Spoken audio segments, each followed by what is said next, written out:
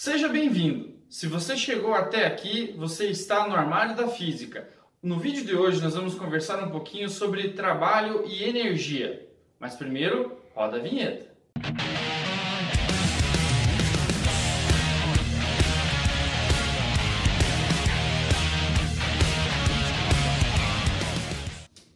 O motorista lê as informações referentes ao atrito entre os pneus e a via. De acordo com as informações fornecidas pelo fabricante, quando novos e em boas condições, com a pista seca e sem areia, o coeficiente de atrito pode ser equivalente a 0,8. Todavia, quando a pista está molhada e os pneus estão gastos, mesmo que dentro dos padrões da legislação vigente, o coeficiente de atrito pode atingir o mínimo correspondente a 0,2. Munido das informações supracitadas, use G igual a 10 metros por segundo ao quadrado e determine o que se pede. Letra A. Se a massa do automóvel mais os passageiros for igual a 1.200 kg e o motorista estiver inicialmente a 108 km por hora e precisar atingir o repouso sobre a via plana e horizontal, indique o trabalho efetuado pela força de atrito para frear o veículo. Letra B. Determine o intervalo que compreende as distâncias mínima e máxima de frenagem. Letra C. Calcule os tempos mínimo e máximo de frenagem. Pessoal, o primeiro passo então para resolver a letra A, nós vamos utilizar uma definição básica no âmbito desse contexto de trabalho e energia. Olha só, quando nós temos o trabalho realizado por forças não conservativas, há variação da energia mecânica do sistema. Então, sistema conservativo, a variação da energia mecânica é igual a zero. Posso utilizar, por exemplo, num caso que envolve uma montanha-russa conservativa, a equação de Torricelli. Agora, no caso que nós temos força de atrito, ela está dissipando a energia do sistema, então ela é uma força não conservativa, ela produz então uma retirada de energia mecânica do sistema. Nesse caso, nós temos que o trabalho realizado pelas forças não conservativas é igual à variação da energia mecânica. A variação da energia mecânica ela é definida pela variação da energia potencial mais a variação da energia cinética. A força não conservativa em questão, como eu falei, é a força de atrito. Note que, se é um deslocamento horizontal, não há nenhuma menção de deformação elástica, não há variações da energia potencial. Então, a única forma de variar a energia mecânica é alterar, nesse caso, a variação da energia cinética do sistema. Então, o trabalho realizado pela força de atrito é a variação da energia cinética, que pode ser, de uma maneira condensada, escrita como sendo meio da massa, que multiplica a diferença dos quadrados das velocidades final e inicial. Se o móvel ele atingir o estado de repouso durante a frenagem, nós temos que a velocidade final é zero. Eu quero que você guarde essa equação porque em algum momento ela pode ser bastante útil para você. Vamos lá. Então, ao substituir os valores, tenha cuidado que a velocidade ela não pode estar expressa em km por hora, mas sim em metro por segundo. Lembra lá da conversão? 108 km por hora, você vai dividir por 3,6, resulta em 30 metros por segundo. Então, ao substituir os valores, nós temos a massa 1.200 kg dividido por 2, que multiplica menos 30 ao quadrado. Galera, não esquece desse sinal de menos, ele tem um significado físico. Então, o trabalho resultante, realizado pela força de atrito ao longo da frenagem, é de menos 540 mil joules, ou menos 540 quilojoules, se nós formos condensar essa representação utilizando os prefixos de unidade. Esse sinal de menos ele indica o seguinte, que houve uma retirada de energia. A força de atrito ela realizou um trabalho resistente, isso é, ela realizou um trabalho o qual retirou a energia cinética do sistema e se opôs ao deslocamento, chegando até o estado de repouso o veículo ali com seus passageiros. Para fazer a letra B, nós temos que tomar um cuidado aí especial de modelar a matemática do problema. Essa modelagem ela pode ser bastante útil para a determinação das distâncias em situações futuras. Veja que nós temos então agora o diagrama de corpo livre, a força normal, que é vertical, dirigida para cima perpendicular à superfície, ela está equilibrando com a força peso. A força de atrito, supondo que o movimento se dê para a direita, a força de atrito então ela é contrária ao escorregamento, contrária ao deslizamento, portanto ela aponta para a esquerda. Note que, devido ao equilíbrio vertical entre as forças normal e peso, eu posso dizer que elas são iguais em módulo, portanto a normal pode ser descrita como mg. Eu não quero usar aquele valor lá de 1.200 kg, eu quero ter uma generalização matemática. E veja, nós vamos provar uma coisa interessantíssima. Lembra lá naquele item anterior em que eu falei, guarda essa equação que ela vai ser importante? Então eu repeti essa equação. O trabalho usado pela força de atrito e o deslocamento horizontal, nós temos que é igual à variação da energia cinética, nesse caso o produto de meio da massa pela diferença dos quadrados das velocidades final e inicial. Muito bem, então quando eu troco o trabalho realizado por uma força, a definição mais básica de trabalho é a força em módulo vezes o módulo do deslocamento vezes o módulo do cosseno entre força e deslocamento.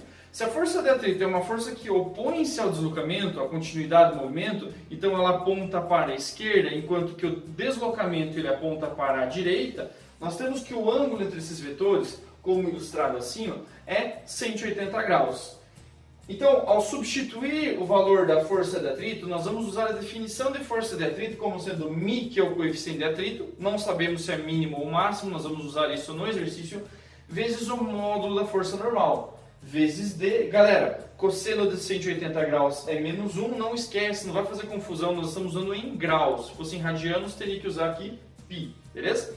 Bom, aqui nós podemos já fazer uma simplificação da velocidade final igual a zero? Podemos, mas eu quero deixar ela, porque de repente eu posso dizer o seguinte, eu quero saber qual que é a distância percorrida para o instante em que ele atinge uma outra velocidade que não seja necessariamente estado de repouso. Então eu vou obter uma generalização matemática. Olha só, a força de atrito então μ vezes a normal, como ela equilibrou com o peso, nós podemos escrever como m vezes g. De modo que nós temos o seguinte, esse 2 que dividir ele passou multiplicando, o menos 1 eu trago para frente da multiplicação, então fica menos 2, μ que multiplica a normal mg, vezes d que é o módulo do deslocamento, é igual a m vezes a diferença dos quadrados das velocidades. Olha que interessante este dado aqui. Nós simplificamos a massa. Quer dizer o seguinte, que o veículo poderia pesar 1 tonelada a mais, ele poderia ter ali, no caso, sei lá, o dobro, a metade da massa, não importa. O que significa o seguinte, que a distância percorrida, ela não depende da massa necessariamente. O trabalho sim, mas a distância percorrida não. Ela vai depender necessariamente do coeficiente de atrito, vai depender da distância, no caso das velocidades ali, e do módulo do campo local gravitacional. Então nós temos uma correlação matemática. Se você olhar para essa equação, ela é muito parecida com a equação de Torricelli. Qual que é a diferença? Aqui aparece o μ, que é o coeficiente de atrito. Então essa aqui pode ser uma chamada equação de Torricelli aí para deslocamentos horizontais com atrito, onde nós temos que a velocidade final ao quadrado é igual à velocidade inicial ao quadrado menos 2 vezes μ, g vezes d, em que μ é o coeficiente de atrito e g é o módulo do campo local gravitacional, d é o módulo do deslocamento. Galera, mais uma observação aqui, isso aqui pode ser importante aí para fazer a letra C, mas eu já vou indicar. Lembra que eu falei que isso aqui é a equação de Torricelli? Então, ela de fato é. Esse termo menos μg, ele corresponde à desaceleração devido à força de atrito. Nós podemos usar aqui a segunda lei de Newton como força resultante é igual à força de atrito, dado que normal e peso se cancelaram, a força de atrito é a única força que efetivamente sobrou como resultante sobre esse objeto de massa m. Então nós temos que, da segunda lei, massa vezes aceleração é igual a força de atrito μ vezes a normal, e a normal é na mg. Cancelamos novamente a massa, aí nós temos que a aceleração em módulo ela é mg, mas eu coloquei aqui o sinalzinho de menos para justificar aqui na equação, porque nós temos uma desaceleração. Então, para determinar esse intervalo aí que compreende as distâncias mínima e máxima de frenagem, nós temos o seguinte, daquela equação de Torricelli, agora sim eu vou fazer uma simplificação. Se ele vai frear completamente, isto é, ele vai atingir o estado de repouso, nesse caso a velocidade final é zero. Este termo que está negativo e contém a nossa incógnita d, eu passo por primeiro membro positivo, certo? De modo que o termo 2μg, que está multiplicando a nossa incógnita, eu vou passar a dividir. Encontramos a nossa equação para achar a distância. Agora eu vou usar para o maior coeficiente de atrito, são grandezas inversamente proporcionais, você pode perceber aqui, quanto maior o coeficiente de atrito, menor a distância. Então eu vou calcular minha distância mínima. Ao substituir os valores, velocidade, lembra lá, 108 km por hora, corresponde a 30 metros por segundo, ao quadrado 900, vai dar aqui 2 vezes 0,8, que é o coeficiente de atrito, vezes G, que é o módulo do campo local gravitacional, 16. Nós temos então 900 por 16, uma distância mínima de 56,25 metros. Essa é a menor distância. Se o pneu estiver bom, a pista estiver seca, estiver sem areia, enfim, estiver em condições ideais. Para aquela velocidade de 108 km por hora, nós vamos ter uma distância mínima de frenagem completa, 56,25 metros. Agora, para condições hostis de via, pista molhada, pneu gasto, com areia, alguma coisa assim, onde o coeficiente de atrito ele atinge um mínimo de 0,2, nós temos agora então, lembra, D e Mi são inversamente proporcionais. Se o Mi diminui, quer dizer que eu vou para maior distância, o que não é legal, você precisar então percorrer uma distância maior para frear completamente, evitar um acidente, alguma coisa assim, isso é muito ruim, não é um cenário desejável.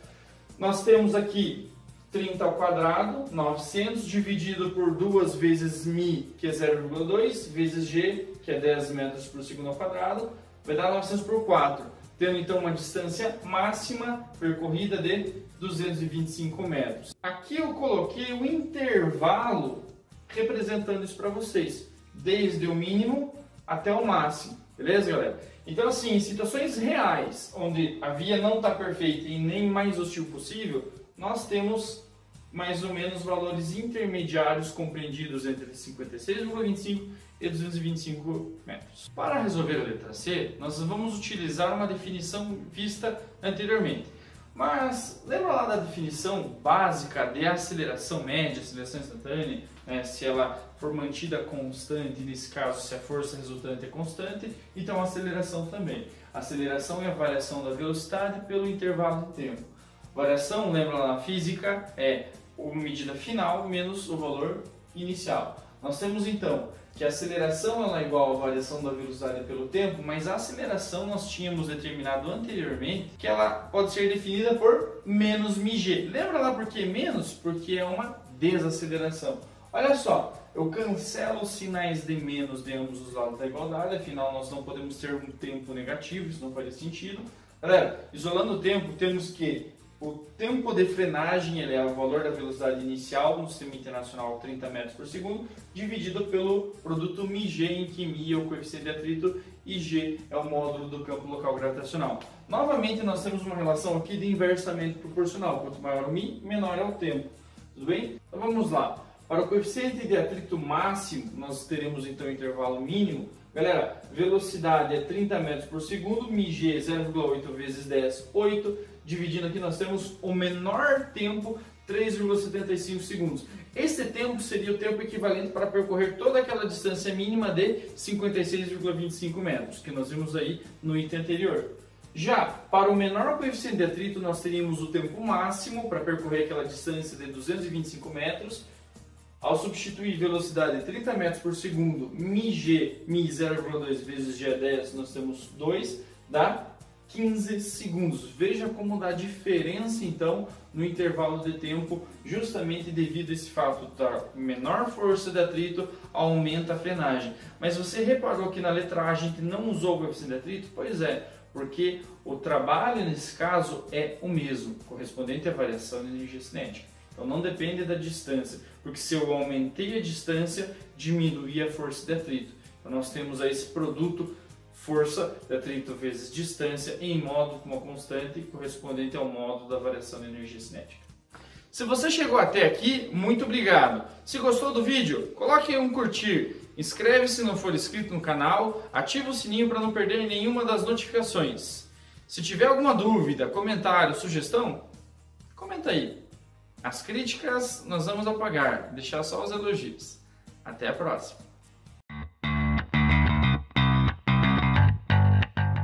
Obrigado por assistir o nosso vídeo e se você gostou, deixe o joinha e se inscreva no nosso canal. Até a próxima!